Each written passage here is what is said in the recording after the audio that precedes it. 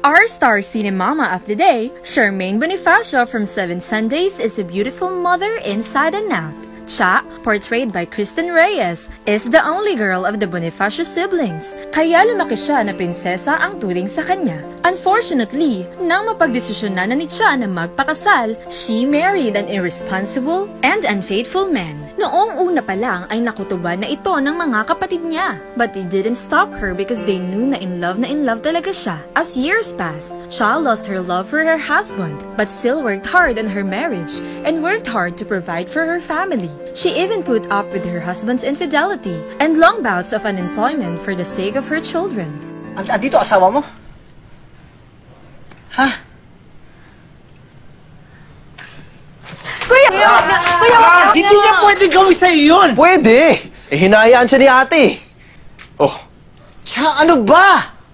Noon pa namin sinasabi sa'yo, gago yung lalaking yan! Ang tigas kasi ng ulo mo! Oo na.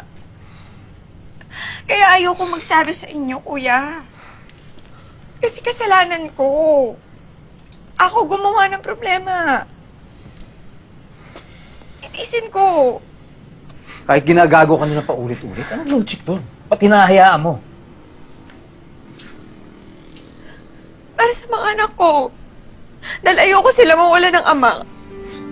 While all this happening, naglaan din siya ng oras para sa kanyang tatay Manuel na inakala niyang may taning na ang buhay.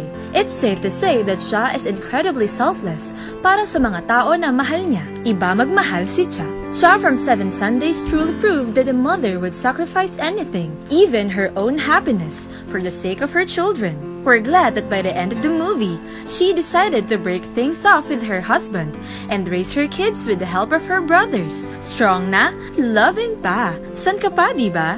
Don't forget to give this video a thumbs up and subscribe to Star Cinema.